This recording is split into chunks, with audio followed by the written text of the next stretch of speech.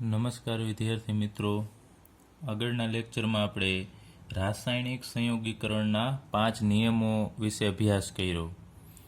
હવે આપણે લઈએ ડાલ્ટનનો પરમાણ્વીય સિદ્ધાંત. ડાલ્ટન નામના વૈજ્ઞાનિકે પરમાણુ વિશે અમુક માહિતી આપેલી છે અને એને સિદ્ધાંત બનાવેલો છે, એના વિશે આપણે અભ્યાસ કરીશું. તો ડાલ્ટન નામના વૈજ્ઞાનિકે એવી વાત કરી કે દ્રવ્ય, અહીંયા દ્રવ્ય એટલે તમને ખ્યાલ છે મુખ્ય અવસ્થા આપણે 3 કરીએ છીએ, ઘન, પ્રવાહી અને વાયુ. તો એક દ્રવ્ય, ઘન, પ્રવાહી, વાયુ કોઈ પણ હોય એ નાનામાં નાના અવિભાજ્ય કણનો બનેલો હોય છે. કોઈ પણ વસ્તુ તમે લઈ લ્યો, માનો કે આપણે કહીએ એક આ લોખંડનો ટુકડો છે, લોખંડ એટલે એફી, એને તમે તોડશો એટલે ફરીથી નાના કટકામાં રૂપાંતર થશે. એને ફરીથી તમે તોડશો તો ફરીથી એનાથી નાના એ કણમાં રૂપાંતર પામશે. ફરીથી એને તોડશો એટલે એનાથી નાના કણમાં એ રૂપાંતર પામે છે. તો છેવટે એમ કહે છે તમે આને તોડતા જાઓ છો તો છેવટે જે નાનામાં નાના કણ મળશે એ અવિભાજ્ય હશે, એટલે કે એને ફરીથી તમે તોડી શકતા નથી. અવિભાજ્ય એટલે કે જેના વિભાજન ન કરી શકાય એવા કણો. તો આ જે અવિભાજ્ય કણ છે એનો દ્રવ્ય છે બનેલો હોય છે કે જે છેવટે નાનામાં નાના છે, એવી વાત કરી ડાલ્ટન નામના વૈજ્ઞાનિકે. ત્યારબાદ એને 1808માં ડાલ્ટને a new system of chemical philosophy, જેનું ગુજરાતીમાં નામ થાય છે રાસાયણિક તત્વજ્ઞાનની પદ્ધતિ, એક પ્રકાશિત કરી. બરાબર, આ એક એનું નામ આપ્યું, એને જે પદ્ધતિ પ્રકાશિત કરી એમાં કયા કયા મુદ્દા હતા એ આપણને અહીંયા નીચે આપેલા છે. એટલે કે એ ડાલ્ટનનો પરમાણ્વીય સિદ્ધાંત છે એ આપણે લઈએ, એના 4 પોઈન્ટ આપેલા છે.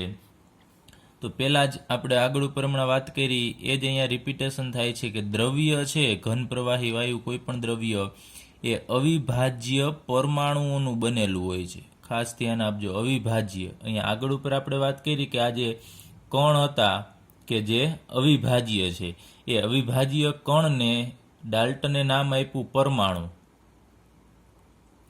તો છેવટે જે નાનામાં નાના અવિભાજ્ય કણ છે એ પરમાણુ હોય છે, એવું ડાલ્ટન નામના વૈજ્ઞાનિકે કીધું. એટલે એને પહેલો પોઈન્ટ કીધો કે દ્રવ્ય અવિભાજ્ય પરમાણુઓનું બનેલું હોય છે. છેવટે નાનામાં નાનો કણ કયો છે? પરમાણુ.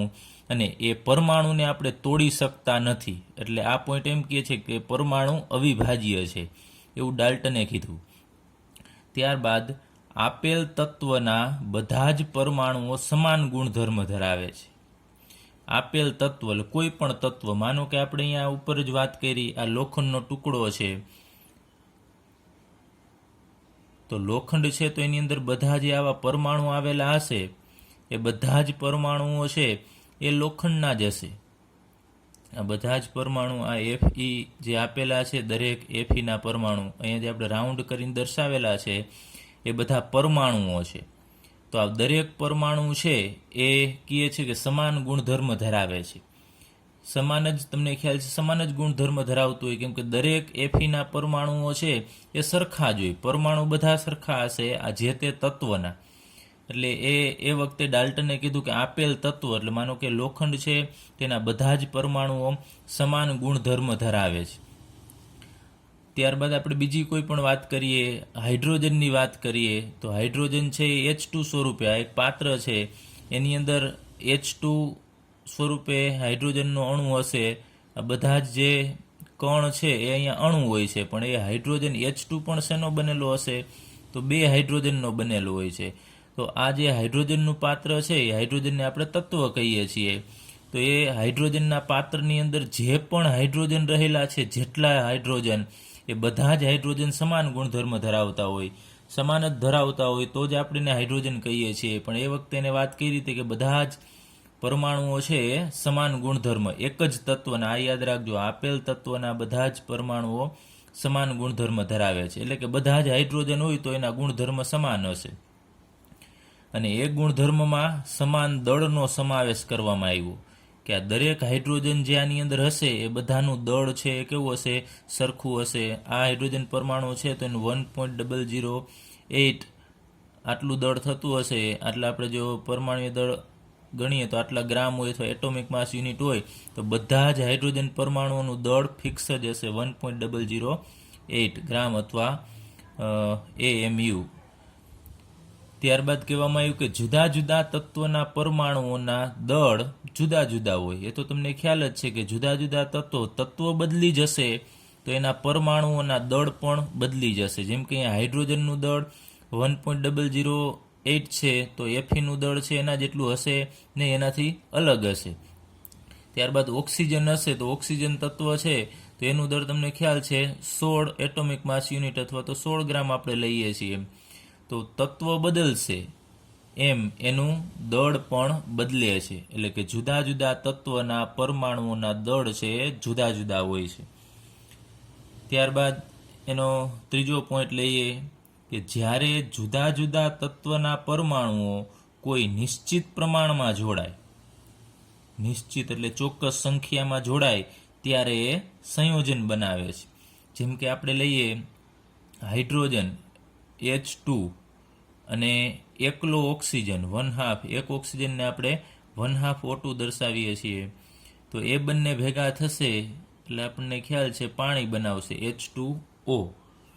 તો જુદા જુદા તત્વના પરમાણુ, અહીંયા તમને ખ્યાલ છે જુદા જુદા તત્વ છે, આ હાઇડ્રોજન તત્વ છે ને આ ઓક્સિજન તત્વ છે, એ કોઈ નિશ્ચિત પ્રમાણમાં જોડાય છે. અહીંયા નિશ્ચિત પ્રમાણ એટલે હાઇડ્રોજન 2 છે અને ઓક્સિજન અહીંયા 1/2 છે એટલે 2 કેન્સલ થઈ જાય એટલે એકલો જ ઓક્સિજન કહેવાય. તો નિશ્ચિત પ્રમાણમાં જોડાણું હાઇડ્રોજન 2 અને ઓક્સિજન 1 તો નિશ્ચિત પ્રમાણમાં જોડાશે તો એ કોઈ યોગ્ય સંયોજન બનાવશે. H2 ને આપણે સંયોજન કહીએ છીએ. તો આમાં હાઇડ્રોજન ને ઓક્સિજનનું પ્રમાણ કેટલું હશે તો 2:1. હાઇડ્રોજન 2 હોય ત્યારે ઓક્સિજન છે 1 હશે. એટલે આ એક પોઈન્ટ યાદ રાખજો, જુદા જુદા તત્વના પરમાણુઓ એટલે હાઇડ્રોજન ને ઓક્સિજન એ નિશ્ચિત પ્રમાણમાં જોડાય છે ત્યારે આવું સંયોજન બનાવે છે. એવા ઘણા બધા સંયોજન છે એ બની શકે છે. આ તો માત્ર આપણે એક ઉદાહરણ પાણીનું આપ્યું છે. ચલો ત્યારબાદ રાસાયણિક પ્રક્રિયામાં પરમાણુઓની ફેરગોઠવણીનો સમાવેશ થાય છે. જો કોઈ પણ રાસાયણિક પ્રક્રિયા થશે તો એમાં પરમાણુઓની ફેરગોઠવણી થશે એટલે કે અદલા બદલી થશે, એનો સમાવેશ કરવામાં આવે છે. અને તેને રાસાયણિક પ્રક્રિયા દરમિયાન ઉત્પન્ન પણ કરી શકાતો નથી અને એનો નાશ પણ કરી શકાતો નથી. તો આપણે એક અદલા બદલીની પ્રક્રિયા આગળ ઉપર પણ ભણી ગયા હતા. NaOH સોડિયમ હાઇડ્રોક્સાઇડ NaOH છે અને આપણે માત્ર અહીંયા ફેરગોઠવણીની જ પ્રક્રિયાની વાત કરીએ છીએ. અને HCl આ બંને વચ્ચે પ્રક્રિયા થશે એટલે અહીંયા NaOH સાથે જોડાયેલો છે. જ્યારે એ બંને પ્રક્રિયા કરશે તો અહીંયાથી Na નો પરમાણુ આયન છે એ ક્લોરીન સાથે જોડાશે એટલે એમાંથી NaCl બનાવશે. અહીંયાથી OH આ H સાથે જોડાશે એટલે અદલા બદલી થઈ જશે. આ OH જે Na સાથે જોડાયેલો હતો એ હવે OH છે આના H સાથે જોડાય અને H હવે 2 થશે. અહીંયા 2 H અને 1 ઓક્સિજન જોડાઈને પાણી બનાવશે. તો અહીંયા તમે જુઓ છો પરમાણુઓની ફેરગોઠવણી થઈ. અહીંયા તો હજુ કે આ આયોનિક પ્રોસેસ છે, પ્રક્રિયા છે, પણ માત્ર આપણે સમજવા માટે લીધું છે. અહીંયા અદલા બદલી થશે અને આ પ્રોસેસ દરમિયાન રાસાયણિક પ્રક્રિયા દરમિયાન આપણે ઉત્પન્ન કરી શકાતા નથી. તમે પરમાણુને નવા બનાવી શકતા નથી અને પરમાણુનો નાશ પણ કરી શકાતો નથી. વિશ્વમાં જેટલા, માનો કે આપણે હાઇડ્રોજનનું ઉદાહરણ લઈએ તો પૃથ્વી પર જેટલો હાઇડ્રોજન છે એ નિશ્ચિત પ્રમાણમાં છે. એને તમે વધારી શકતા નથી અને ઘટાડી પણ શકતા નથી. હાઇડ્રોજનના પરમાણુની વાત કરીએ તો અત્યારે અહીંયા H2 સ્વરૂપમાં છે. તમે જોવો છો કે અહીંયા H2 સ્વરૂપમાં છે હાઇડ્રોજન. એ જ અહીંયા ઓક્સિજન સાથે પ્રક્રિયા કરી અને પાણી સ્વરૂપમાં જતો રહ્યો. પણ આ 2 હાઇડ્રોજન જે અહીંયા હતા એ હવે પાણીમાં જતા રહ્યા. તો તમે એનો નાશ કરી નાખ્યો નથી, એ તો એક સ્વરૂપમાંથી બીજા સ્વરૂપમાં જતો રહ્યો. એટલે આ હાઇડ્રોજન અથવા કોઈ પણ તત્વ છે એનો તમે એનો નાશ કરી શકતા નથી અને એને ઉત્પન્ન પણ કરી શકાતો નથી. એવું ડાલ્ટન નામના વૈજ્ઞાનિકે 1808ની સાલમાં આપણને માહિતી આપી હતી. તો ડાલ્ટનનો સિદ્ધાંત છે એ રાસાયણિક સંયોજન, જેને આપણે સંયોગીકરણ કહેશું, ભેગું થવું ના નિયમો સમજાવે છે. સંયોગીકરણના નિયમો કઈ રીતે જોડાય છે. અહીંયા આપણે જેમ વાત કરી કે નિશ્ચિત પ્રમાણમાં જે જોડાતા હોય છે, કોઈ પણ પ્રમાણમાં મજા આવે એ રીતે જોડાતા નથી, કોઈ નિશ્ચિત પ્રમાણમાં જોડાય છે. સંયોગીકરણના એવા નિયમો છે એ ડાલ્ટન સમજાવી શક્યો છે. અને આપણે ફરીથી શોર્ટમાં જોઈ લઈએ ડાલ્ટનનો પરમાણુ સિદ્ધાંત. એને કીધું કે કોઈ પણ દ્રવ્ય છે એ પરમાણુઓનું બનેલું હોય છે ને એ પરમાણુઓ અવિભાજ્ય હોય છે. પછી કોઈ પણ એક જ તત્વના બધા જ પરમાણુઓ છે સમાન ગુણધર્મ ધરાવતા હોય છે. જેમ કે એના દળ બધાના આપણે કીધું એમ બધા જ હાઇડ્રોજનના દળ સમાન હોય છે, પણ જુદા જુદા તત્વો હોય તો એના દળ છે એ જુદા જુદા હશે. ત્યારબાદ કીધું કે જુદા જુદા તત્વો છે એ નિશ્ચિત પ્રમાણમાં જોડાશે. જેમ કે અહીંયા 2 હાઇડ્રોજન ને 1 ઓક્સિજન જોડાઈને પાણી બનાવે છે, એટલે એ સંયોજન બનાવશે. નિશ્ચિત પ્રમાણમાં પરમાણુઓ જોડાય અને સંયોજન બનાવે છે. પછી રાસાયણિક પ્રક્રિયામાં પરમાણુઓની ફેરગોઠવણીનો સમાવેશ થશે. પરમાણુઓ છે ફેરગોઠવણી થઈ શકે છે અને પ્રક્રિયા દરમિયાન આપણે એને ઉત્પન્ન પણ કરી શકતા નથી અથવા તો નાશ પણ કરી શકાતો નથી. માનો કે તમારે અહીંયા પાણી છે એ ઉત્પન્ન કર્યું, પણ એ હકીકતમાં તો એકથી બીજા સ્વરૂપમાં રૂપાંતર પામે છે. આપણે આગળ ઉપર પણ અભ્યાસ કરી ગયા છીએ. પછી ડાલ્ટનનો સિદ્ધાંત છે રાસાયણિક સંયોજનના નિયમો છે એ સમજાવી શકે છે. ચાલો હવે આપણે નવો ટોપિક લઈએ, તત્વયોગ મિતિ અને તત્વયોગ મિતીય ગણતરીઓ. આ ટોપિક છે એ આપણે આગળ ઉપર એક ટોપિક ભણી ગયા, આણ્વીય સૂત્ર માટે પ્રમાણસૂચક સૂત્ર. એના પછી આ પોઈન્ટ આપેલો છે. તો લઈએ તત્વયોગ મિતિ. સૌપ્રથમ તત્વયોગ મિતિ છે એને ઇંગ્લિશમાં શું કહેવામાં આવે છે એ અહીંયા લખીએ. તત્વયોગ મિતિ એને ઇંગ્લિશમાં સ્ટોકિયોમેટ્રી કહેવામાં આવે છે.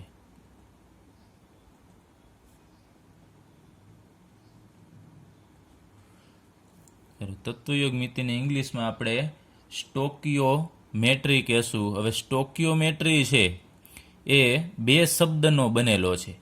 જે ગ્રીક શબ્દ છે એ 2 ગ્રીક શબ્દને ભેગા કરી અને સ્ટોકિયોમેટ્રી બનાવેલો છે. તેના 2 શબ્દ લઈએ. ગ્રીક ભાષાના શબ્દ છે આ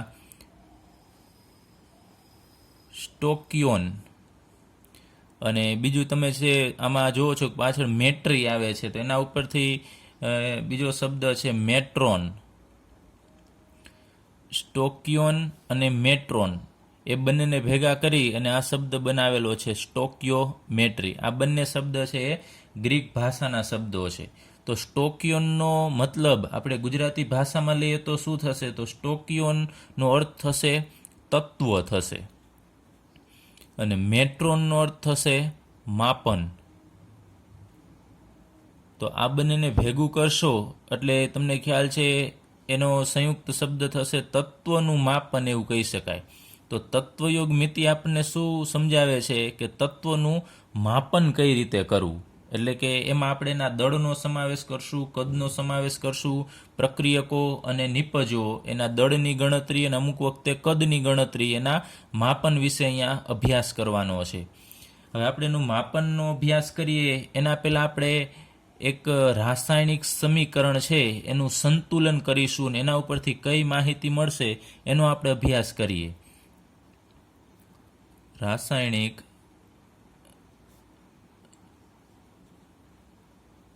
સમીકરણનું સંતુલન. કઈ રીતે સમીકરણ છે એને સંતુલિત અથવા તો સંતુલન કરવા. હવે આપણે એક અહીંયા પ્રક્રિયા લઈએ. મિથેન ગેસનું તમે નામ સાંભળેલું હશે. એનું અણુસૂત્ર થશે CH4. એ ગેસ અવસ્થામાં હોય છે. હવે એક યાદ રાખજો, આના માટે અહીંયા સંતુલન કરવા માટે ને એને ચિહ્ન દર્શાવવા માટે ઘન કોઈ પણ વસ્તુ હોય, જે પદાર્થ ઘન, એના માટે સિમ્બોલિક અહીંયા આપણને સોલિડ દર્શાવવામાં આવે છે, કાઉન્સમાં S વડે દર્શાવીએ છીએ. ત્યારબાદ પ્રવાહી હોય એને કાઉન્સમાં, પ્રવાહીને ઇંગ્લિશમાં લિક્વિડ કહેવામાં આવે છે, લિક્વિડ ઉપરથી સ્મોલ l વડે દર્શાવવામાં આવે છે. અને જો કોઈ પણ પદાર્થ વાયુ અવસ્થામાં હોય તો એને વાયુને ઇંગ્લિશમાં ગેસ કહેવામાં આવે છે, એના ઉપરથી સ્મોલ g વડે દર્શાવવામાં આવે છે. ઘન એટલે સોલિડ, એના ઉપરથી S, પ્રવાહી એટલે લિક્વિડ, એના ઉપરથી L, અને વાયુ એટલે ગેસ, એના ઉપરથી સ્મોલ g વડે દર્શાવવામાં આવે છે. તો અહીંયા કાઉન્સમાં g શું દર્શાવે છે કે આ મિથેન છે CH4 નું નામ થશે મિથેન. એ મિથેન વાયુમય અવસ્થામાં છે. હવે મિથેનને આપણે સળગાવીએ છીએ. તમને ખ્યાલ છે કે મિથેન સળગશે સળગવા માટે ઓક્સિજનની જરૂર પડશે. O2 અને ઓક્સિજન કઈ અવસ્થામાં હોય છે? તો વાયુ અવસ્થામાં, એટલે અહીંયા O2 કૌંસમાં આપણે G વડે દર્શાવીશું. હવે મિથેન અને ઓક્સિજન બંને જોડાશે એટલે કે અહીંયા દહન પ્રક્રિયા થશે. આ બંને સળગે છે ઓક્સિજનની હાજરીમાં, તો આ બે ભેગા થશે, તેમાંથી નવી વસ્તુ ઉત્પન્ન થશે, કાર્બન ડાયોક્સાઇડ CO2 અને બીજું H2O એટલે કે પાણી ઉત્પન્ન થશે. તો અહીંયા કાર્બન ડાયોક્સાઇડ વાયુમય અવસ્થામાં હશે અને H2O છે એ પણ અહીંયા ગેસ અવસ્થામાં છે. હવે મિથેન અને ઓક્સિજન બંને જોડાય અને બે વસ્તુ આપે છે, કાર્બન ડાયોક્સાઇડ અને H2O પાણી આપે છે. તો આ પ્રક્રિયા છે એ સંતુલિત પ્રક્રિયા અથવા તો સમતોલિત પ્રક્રિયા છે એ નથી. કેમ નથી? કારણ કે આપણે આગળ ઉપર ભણી ગયા છીએ કે કોઈ પણ તત્વ છે એનું આપણે સર્જન પણ કરી શકતા નથી અને એનો નાશ પણ કરી શકતા નથી, માત્ર પરમાણુઓની ફેર ગોઠવણી થશે.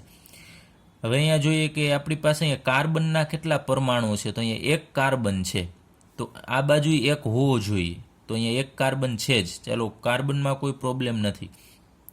હવે અહીંયા હાઇડ્રોજન તમે જુઓ છો કેટલા છે? તો H4, તો અહીંયા 4 હાઇડ્રોજન છે. આ તો એ હાઇડ્રોજન અહીંયા તમે જુઓ છો તો હાઇડ્રોજન કેટલા છે? 2. તો 4 હાઇડ્રોજન લીધા હોય ને આપણને 2 જ મળે, તો એનો મતલબ કે 2 તો અદૃશ્ય થઈ ગયા, 2નો નાશ થઈ ગયો. પરંતુ રસાયણ વિજ્ઞાન એમ કહે છે કે કોઈ પણ સંયોજન છે અથવા તો તત્વ છે એ તત્વનો આપણે નાશ કરી શકતા નથી. ડાલ્ટને સિદ્ધાંત આપ્યો છે. તો આ 4 હાઇડ્રોજન છે એ અહીંયા કાર્બન સાથે હતા, ભલે એ અહીંયા કાર્બન સાથે નથી પણ બીજા સાથે, પણ 4 તો હોવા જ જોઈએ. ત્યારબાદ અહીંયા ઓક્સિજન છે, તમે ખ્યાલ છે 2 ઓક્સિજન છે અહીંયા, જ્યારે અહીંયા 2 અહીંયા અને એક આ જગ્યાએ ઓક્સિજન છે. ટોટલ અહીંયા 3 ઓક્સિજન છે. તો અહીંયા 2 જ છે ને અહીંયા 3 થયા, તો એક ઓક્સિજન નું સર્જન થયું હશે એવું આપણને લાગે, પણ હકીકતમાં ઓક્સિજનનું સર્જન શક્ય નથી. તો આ પ્રક્રિયા છે સમતોલિત પ્રક્રિયા નથી. આપણે એને સંતુલિત કરશું કે આ બાજુ જેટલા કાર્બન હોય ને એટલા જ આ બાજુ હોવા જોઈએ, આ બાજુ જેટલા હાઇડ્રોજન હોય એટલા જ આ બાજુ હોવા જોઈએ, આ બાજુ જેટલા ઓક્સિજન હોય એટલા આ બાજુ હોવા જોઈએ. તો આ બાજુ કાર્બન કેટલા છે આપણે અહીંયા લખી નાખીએ C. આ બાજુ તમે જોશો તો કાર્બન 1 છે. ચાલો, હાઇડ્રોજન કેટલા છે? તો અહીં H છે એ 4 છે અને ઓક્સિજન કેટલા છે? તો O બરાબર 2 છે. આ બાજુ કાર્બન કેટલા છે? 1, ઓક્સિજન 2 અને 1 3 છે અને હાઇડ્રોજન અહીંયા 2 જ છે. તો તમે જુઓ છો કે બધી વસ્તુ કાર્બન સરખા છે પણ હાઇડ્રોજન સરખા નથી અને ઓક્સિજન પણ સરખા નથી. હવે આપણે આને સંતુલિત કઈ રીતે કરવા? તો અહીંયા તમારે આગળ અહીંયા કોઈ ગુણક છે એ આપણે એડ કરવો પડશે. આગળ અહીંયા અમુક સંખ્યા વડે ગુણવાનું થશે. તો અહીંયા તમે 2 વડે ગુણશો આગળ ઉપર તો શું થશે? તો અહીંયા 2 કાર્બન થશે. તો અહીંયા 2 કાર્બન છે એ વળી પાછા કરવા પડશે. તો એની જગ્યાએ આપણે શું કરીએ? અહીંયા ગુણતા નથી કારણ કે તો કાર્બનની સંખ્યા વધશે. હવે અહીંયા ઓક્સિજન છે, ચાલો પહેલાં અહીંયા આપણે હાઇડ્રોજનથી શરૂઆત કરીએ. અહીંયા હાઇડ્રોજન કેટલા છે? તો 4 હાઇડ્રોજન છે. આ બાજુ કેટલા છે? 2. તો આપણે 2 વડે અહીંયા ગુણી નાખીએ. અહીંયા 2 વડે ગુણવાનું થશે આગળ ઉપર. તો અહીંયા આ બંનેનો ગુણાકાર કરવાનો, તો 2 દૂને 4. તો અહીંયા હાઇડ્રોજન હવે 2 હતા એમાંથી હવે હાઇડ્રોજન કેટલા થઈ ગયા છે? 4 થઈ ગયા. તો હાઇડ્રોજન તમને ખ્યાલ છે જો બંને બાજુ બેલેન્સ થઈ ગયા. હવે આ 2 નીકળી ગયા આપણે એમ કહીએ અને 4 હાઇડ્રોજન થઈ ગયા. તો હાઇડ્રોજન સંતુલિત થઈ ગયા છે. ચાલો, એક કાર્બન બેલેન્સ થઈ ગયા છે બંને બાજુએ અને હાઇડ્રોજન પણ બેલેન્સ થઈ ગયા છે. ઓક્સિજનને બેલેન્સ એટલે કે સંતુલિત કરવાના છે. તો આ બાજુએ કેટલા હવે ઓક્સિજન થઈ ગયા તમારે ફરીથી ગણવાના, કારણ કે હવે પહેલા 3 હતા પરંતુ તમે અહીંયા ગુણાકાર કર્યો એટલે ઓક્સિજનની સંખ્યા બદલી ગઈ. હવે આ 2 છે એ અહીંયા ઓક્સિજનને પણ ગુણકમાં લાગુ પડે. ઓક્સિજન કેટલા છે? અહીંયા નીચે હોય એટલા, નીચે કંઈ નથી એટલે 1 ઓક્સિજન હોય. તો 1 ગુણ્યા અહીંયા 2, તો હવે ઓક્સિજન 2 થઈ ગયા કહેવાય અહીંયા. તો 2 ઓક્સિજન આ જગ્યાએ અને 2 અહીંયા આપેલા છે. તો ટોટલ હવે 3 માંથી આ બાજુ ઓક્સિજન કેટલા થઈ ગયા? તો 4 ઓક્સિજન થઈ ગયા છે. આ બાજુ કેટલા છે? 2 અને આ બાજુ 4. તો હવે તમને ખ્યાલ છે ગુણવા આ બાજુ ન પડે, આ બાજુ ગુણવા પડે. જે બાજુએ ઓછા ઓક્સિજન હોય એ બાજુ ગુણવું પડશે. તો હવે તમે અહીંયા કેટલા વડે ગુણો તો આપણને 4 મળી જાય. આ બાજુ 4 ઓક્સિજન ટોટલ બધા ગણી લેવાના. આ બાજુના બધા ઓક્સિજન ભેગા કરશો એટલે 4 મળશે. તો આ બાજુએ ઓક્સિજન 2 જ છે, તો તમારે અહીંયા 2 વડે ગુણી નાખશો તો અહીંયા 2 દૂને 4 થશે. તો અહીંયા હવે ઓક્સિજન છે 2 માંથી કેટલા થઈ ગયા? 4. તો ઓક્સિજન પણ હવે બેલેન્સ થઈ ગયા. જો આ બાજુએ 4 છે ને આ બાજુએ 4. હવે ફરીથી જોઈ લેવાનું તમારે બધી વસ્તુ બેલેન્સ થઈ ગઈ. આ બાજુ કાર્બન 1, આ બાજુ 1, હાઇડ્રોજન અહીંયા 4 છે, તો અહીંયા 2 દૂને 4. ઓક્સિજન અહીંયા 2 દૂને 4 છે, આ બાજુ 2 અહીંયા અને 2 અહીંયા, એટલે ટોટલ 4. હવે આના માટે તમારે ઘણી વખત તો અહીંયા ગુણવું પડે, ચેકચાક પણ થશે, કેમ કે આ અજમાયશીની પદ્ધતિ કહેવાય. આપણે અહીંયા ગુણવું પડે. ફરીથી જો બીજાની સંખ્યા વધી જાય તો વળી પાછું અહીંયા કેન્સલ કરીને આપણે બીજા વડે પણ ગુણવું પડે. તો આમાં કદાચ તમે પ્રક્રિયા, આ સમીકરણ છે એનું સંતુલન કરશો તો તમારે ચેકચાક પણ થશે. એવું નથી કે એક જ ઘાએ સરળતાથી આ સંતુલિત થઈ જાય. અને અજમાયશીની રીત કહેવાય કે ટ્રાય કરવાની. વળી પાછું જો નો મેળ આવે તો ફરીથી એને ચેકી ફરીથી બીજી વખત ટ્રાય કરવાની. એટલે ચેકચાક થશે, પણ છેલ્લે તમારે ફાઇનલ જ્યારે સંતુલિત થઈ જાય એ પ્રક્રિયા છે ફરીથી ફાઇનલ પ્રક્રિયા લખી નાખવી. ચાલો હવે આપણે એના પછીની બીજી પ્રક્રિયા લઈએ કે જેનું સંતુલન કરવું છે. આપણે પ્રક્રિયાને સંતુલિત કરવી છે. તો મેગ્નેશિયમ Mg, મેગ્નેશિયમની પટ્ટી, તમે કદાચ આગળના ધોરણમાં અભ્યાસ કરી ગયા છો. મેગ્નેશિયમની પટ્ટી હોય છે તો એ સોલિડ ઘન અવસ્થામાં હોય છે.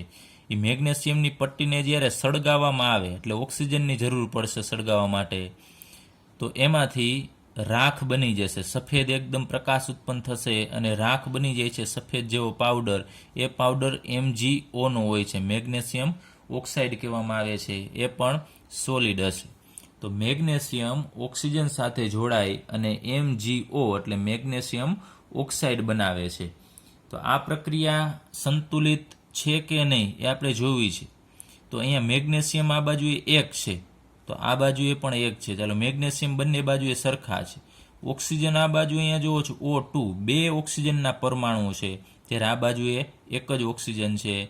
તો ઓક્સિજનના પરમાણુઓ છે એ બેલેન્સ નથી, તો આપણે એને બેલેન્સ કરવા પડશે. આ બાજુ ઓક્સિજન અહીંયા O બરાબર 2 છે, 2 ઓક્સિજન છે, ને આ બાજુ O બરાબર 1 જ છે. મેગ્નેશિયમ તો બેલેન્સ જ છે, Mg બરાબર 1, આ બાજુ Mg બરાબર 1.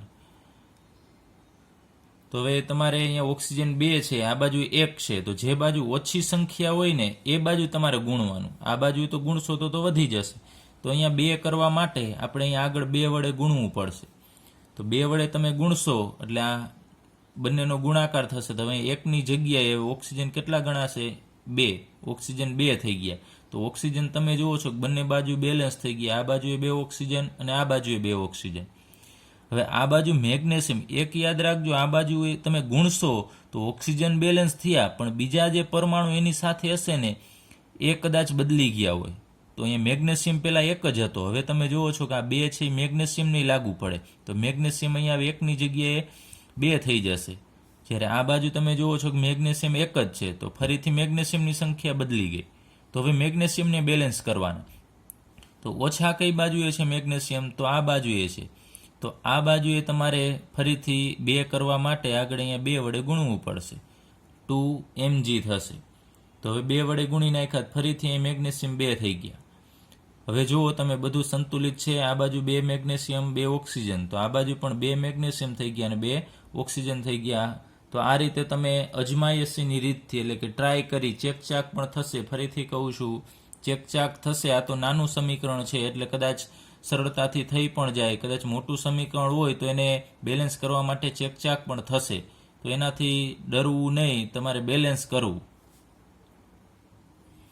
ચલો, એના પછી આપણે ત્રીજું સમીકરણ સંતુલિત કરીએ. P4 એટલે કે ફોસ્ફરસ, જે ઘન અવસ્થામાં હશે. એ ફોસ્ફરસને જ્યારે સળગાવવામાં આવે છે, ઓક્સિજન સાથે પ્રક્રિયા કરશે એટલે એમાંથી P4O10 બનાવે છે. તો આ સંયોજન છે એ પણ સોલિડ હોય છે. હવે અહીંયા તમારે જોવાનું ફોસ્ફરસ કેટલા છે? તો 4 છે. ઓક્સિજન 2, આ બાજુએ ટોટલ ગણી લેવાના, એક જ અહીંયા છે અણુ એટલે કાંઈ જરૂર નથી. ફોસ્ફરસ 4, ઓક્સિજન છે 10.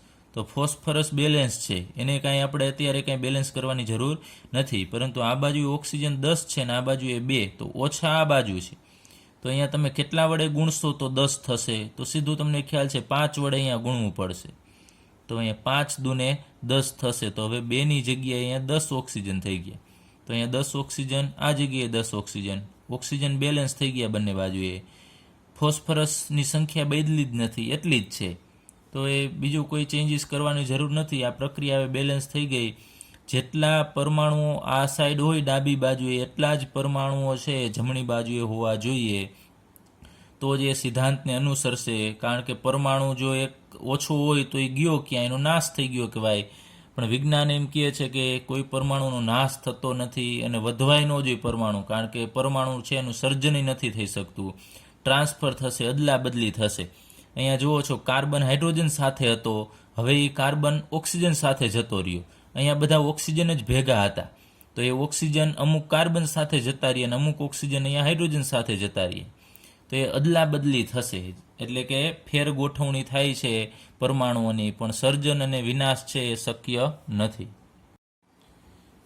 ચલો હવે આપણે સમીકરણો સંતુલિત કર્યા પછી એ સમતોલિત સમીકરણ પરથી કઈ કઈ માહિતી મળશે એના વિશે આપણે અહીંયા અભ્યાસ કરીએ. તો આગળ ઉપર આપણે જે મિથેનનું દહન છે એ ભણી ગયા. એ પ્રક્રિયા અહીંયા મેં લખેલી છે. એ પ્રક્રિયા ઉપરથી આપણને કઈ માહિતી મળશે એના વિશે અભ્યાસ કરીએ. તો આગળ ઉપર આપણે ભણી ગયા છીએ કે કઈ અહીંયા કાઉન્સમાં જે દર્શાવે છે શું છે. ફરીથી અહીંયા નોટ ડાઉન કરી નાખીએ. ઘન છે એને એસ વડે દર્શાવવામાં આવે છે. પ્રવાહી હોય કોઈ પણ વસ્તુ એની અવસ્થા તો એને સ્મોલ એલ વડે દર્શાવવામાં આવે છે, અને જો વાયુ અવસ્થા હશે તો એને જી વડે દર્શાવવામાં આવે છે. તો અહીંયા જી શું દર્શાવે છે ફરીથી જોઈએ તો મિથેન છે એ કઈ અવસ્થામાં હશે, ઘન, પ્રવાહી કે વાયુ, તો એ તમને ખ્યાલ આવી જશે કે જી એટલે ગેસ અવસ્થામાં છે. એ જ રીતે ઓક્સિજન છે કઈ અવસ્થામાં છે તમને ખ્યાલ છે, એ વાયુ અવસ્થામાં હોય છે. તો અહીંયા કાઉન્સમાં એની અવસ્થા દર્શાવે છે. હવે આપણે જોઈએ કે આ જે સમીકરણ સંતુલિત છે, બંને બાજુએ સરખા પરમાણુઓ છે જ અહીંયા. તો આ પ્રક્રિયાની જે ડાબી બાજુએ આ એરો છે, ચિહ્ન છે, એની ડાબી બાજુએ જે વસ્તુ આવેલી હોય, ડાબી બાજુ એટલે આ બાજુની વાત કરીએ તો ડાબી બાજુ અહીંયા જે આપેલું છે એને આપણે પ્રક્રિયકો કહેશું. ચલો આ બાજુ જેટલા હોય અહીંયા 2 છે, કદાચ 1 હોય, 2 હોય, 3 હોય, જે હોય તે એ બધાને પ્રક્રિયકો કહેશું. અને એ પ્રક્રિયકો જોડાય અને જે આપણને આપશે, જેટલી વસ્તુ 1 આપે, 2 આપે, 3 આપે, અહીંયા 2 વસ્તુ મળે છે, એ બધાને આપણે નિપજો કહીએ છીએ. તો અહીંયા મિથેન અને ઓક્સિજન આ બંને પ્રક્રિયકો છે, અને કાર્બન ડાયોક્સાઇડ અને પાણી આ બંને નિપજો છે. આ યાદ રાખજો. પ્રક્રિયકો તમને ખ્યાલ જ હશે કે ડાબી બાજુએ હોય પ્રક્રિયકો અને જમણી બાજુએ હોય એ નિપજ છે. ત્યારબાદ બીજી કઈ માહિતી મળે છે એ આપણે જોઈએ તો અહીંયા પહેલા મોલ વિશેની માહિતી આપણે અહીંયા લખીએ. તો અહીંયા મિથેન એનું સંતુલિત સમીકરણ છે, એમાં CH4 મિથેન છે એની આગળ તમારે જોવાનું. અહીંયા મિથેનની આગળ કેટલા અંક લખેલા છે તો કોઈ અંક નથી, એટલે 1 તો હશે જ. તો અહીંયા મિથેન છે એના મોલ કેટલા થશે એ આપણે લખીએ. અહીંયા 1 મોલ મિથેન થશે. 1 મોલ CH4 દર્શાવે છે, 1 મોલ મિથેન. એ જ રીતે તમને કહેવામાં આવે કે આ પ્રક્રિયામાં ઓક્સિજનના મોલ કેટલા છે, તો ઓક્સિજનની આગળ અહીંયા 2 છે, તો ઓક્સિજનના મોલ 2 થશે. તો અહીંયા 2 મોલ O2 છે. ત્યારબાદ કાર્બન ડાયોક્સાઇડની આગળ 1 અંક છે, તો અહીંયા આપણે લખીએ એના 1 મોલ કહેવાય. અહીં 1 મોલ CO2 છે, અને અહીંયા તમે જુઓ છો કે 2 આગળ છે, તો અહીંયા 2 મોલ પાણી થશે, H2O. હવે એક બીજી વસ્તુ કે આગળ જે આપણે અહીંયા ગુણક જે લખીએ છીએ અહીંયા 2 છે, તો એને આપણે તત્વયોગ મિતીય ગુણાંક કહેશું. તત્વયોગ મિતીય ગુણાંક. પછી એવું જરૂરી નથી કે 2 હોય તો, અહીંયા કાંઈ નથી. આગળ અહીંયા 1 હોય તો આ તમને કહેવામાં આવે કાર્બન ડાયોક્સાઇડનો તત્વયોગ મિતીય ગુણાંક કેટલો, તો તો અહીંયા આગળ 1 હોય તો એનો તત્વયોગમિતીય ગુણાંક 1 થશે. પછી એ જ રીતે H2O પાણી છે એનો તત્વયોગમિતીય ગુણાંક કેટલો? તો H2O ની આગળ કેટલા છે તમને ખ્યાલ છે? 2. તો H2O નો તત્વયોગમિતીય ગુણાંક છે 2 થશે. એ જ રીતે અહીંયા CO2 નો 1. મિથેનનો તત્વયોગમિતીય ગુણાંક અહીંયા આગળ 1 વડે ગુણીએ છીએ તો મિથેનનો તત્વયોગમિતીય ગુણાંક 1 થશે. એટલે આ મોલની માહિતી તમને મળશે એકદમ ઇઝી. તત્વયોગમિતીય ગુણાંક એટલે આગળ જે અંક વડે ગુણેલો હોય એ એના મોલ થશે. અહીંયા 1 મોલ, અહીંયા 2 મોલ, અહીંયા 1 મોલ, અહીંયા 2 મોલ. એટલે ત્યારબાદ આપણે અણુ વિશેની માહિતી લઈએ કે આ પ્રક્રિયા ઉપરથી અણુની પણ માહિતી મળે કે CH4 છે એની આગળ અહીંયા કેટલા છે? તો 1. તો એ 1 અણુ સૂચવે છે. તો તમે 1 મોલે કહી શકો અને 1 અણુ પણ કહી શકો. આ પ્રક્રિયા ઉપરથી માહિતી મળશે. તો અહીંયા 1 અણુ મિથેનનો કહી શકાય. ત્યારબાદ અહીંયા 2 છે તો આ 2 અણુ કહી શકાય ઓક્સિજનના. એ જ રીતે અહીંયા 1 અણુ કાર્બન ડાયોક્સાઇડનો પણ કહી શકાય અને 1 અણુ પાણીનો અહીંયા આપણે 2 અણુ આવશે. 2 અણુ પાણીના આપણે ગણી શકાય. પણ યાદ રાખજો 1 મોલ અને 1 અણુ એ આપણે આ પ્રક્રિયા ઉપરથી માત્ર લખીએ છીએ, પણ 1 મોલ અને 1 અણુ એ સમાન નથી. યાદ રાખજો ફરીથી, 1 મોલમાં તો એવોગેડ્રો આંક જેટલા અણુ હોઈ શકે છે. તો અહીંયા આ તો આપણે માત્ર પ્રક્રિયા ઉપરથી અહીંયા જેટલા મોલ હોય એટલા જ આપણે અણુ છે એમ કહી શકાય. તો આના ઉપરથી આપણે એમ પણ માહિતી મેળવી શકીએ કે 1 મોલ મિથેન 2 મોલ ઓક્સિજન સાથે જોડાઈ 1 મોલ કાર્બન ડાયોક્સાઇડ અને 2 મોલ પાણી આપશે.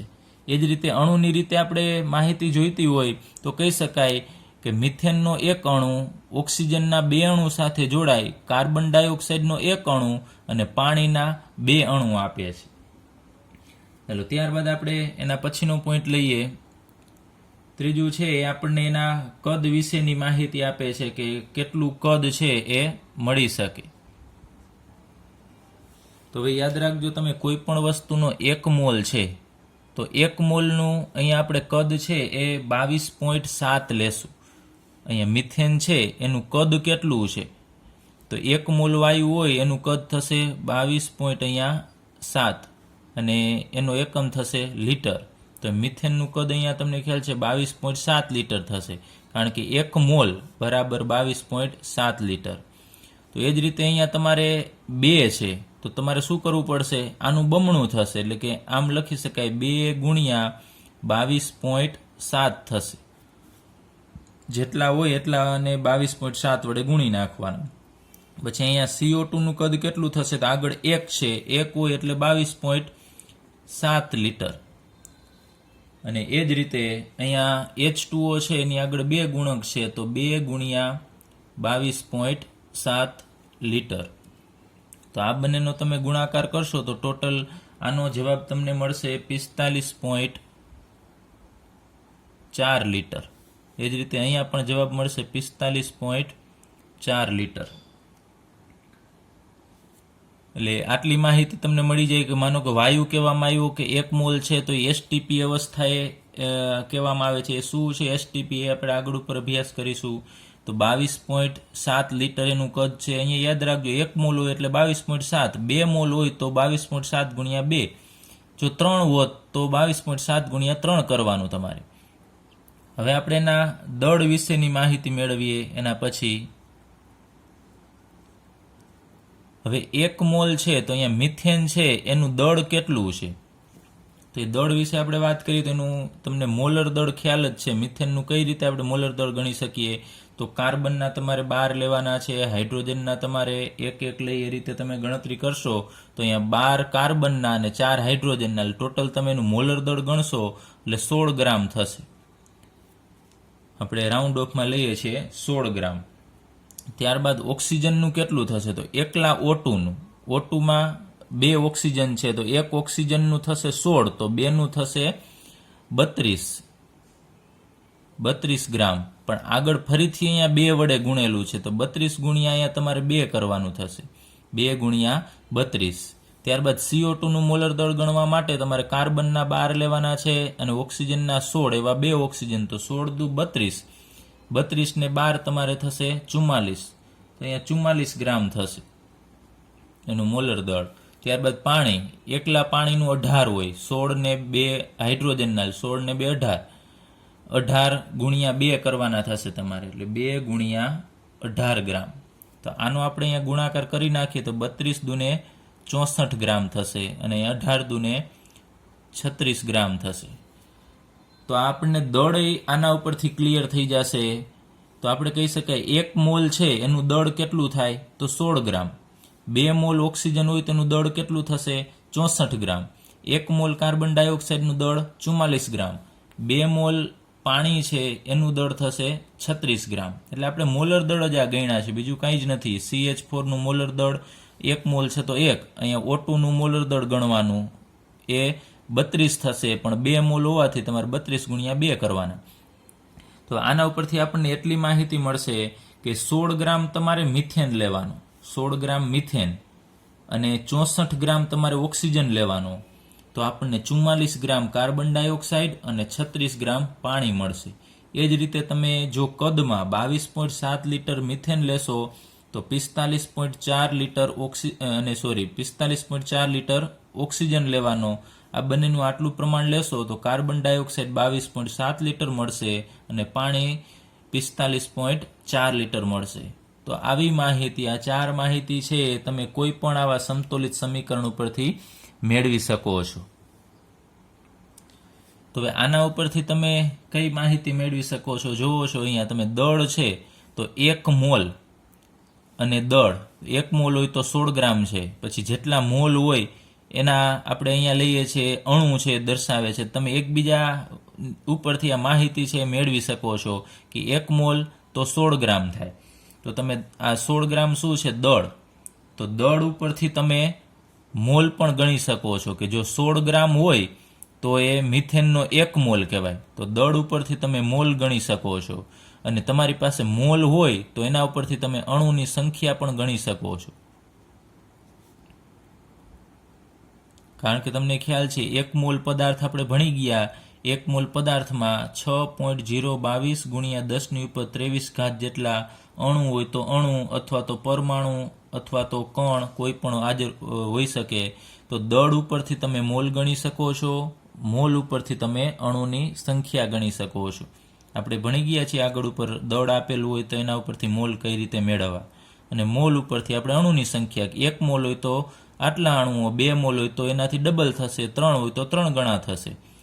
એ જ રીતે તમારી પાસે અણુની સંખ્યા હોય ને તો અણુની સંખ્યા ઉપરથી તમે મોલ પણ ગણી શકો છો અને મોલ ઉપરથી આપણે દળ પણ ગણી શકીએ છીએ. તો આ 3 માહિતી છે તમે ઉલટ સુલટ છે મેળવી શકો છો. આ ઉપરાંત તમે કદ પણ મેળવી શકો છો. આના દાખલા પણ આપણે આગળ ઉપર ગણીશું. કઈ રીતે એકબીજા મોલ આપેલા હોય તો કઈ રીતે અણુની સંખ્યા ગણવી, અણુની સંખ્યા આપેલી હોય તો કઈ રીતે આપણે મોલ ગણવા અને દળ ગણવા. ત્યારબાદ એક સૂત્ર છે આગળ ઉપર આપણે ભણી ગયા છે, યાદ રાખજો, ઘનતા. તો ઘનતા બરાબર થશે દળના છેદમાં કદ. ઘનતાનું સૂત્ર દળના છેદમાં કદ. અને બીજું એક મોલનું સૂત્ર પણ યાદ રાખી લેજો, મોલ બરાબર દળના છેદમાં મોલર દળ. એ પણ આપણે આગળ ઉપર ભણી ગયા છીએ. તો આ બંને સૂત્રની આપણે જરૂર પડશે દાખલો ગણવા માટે.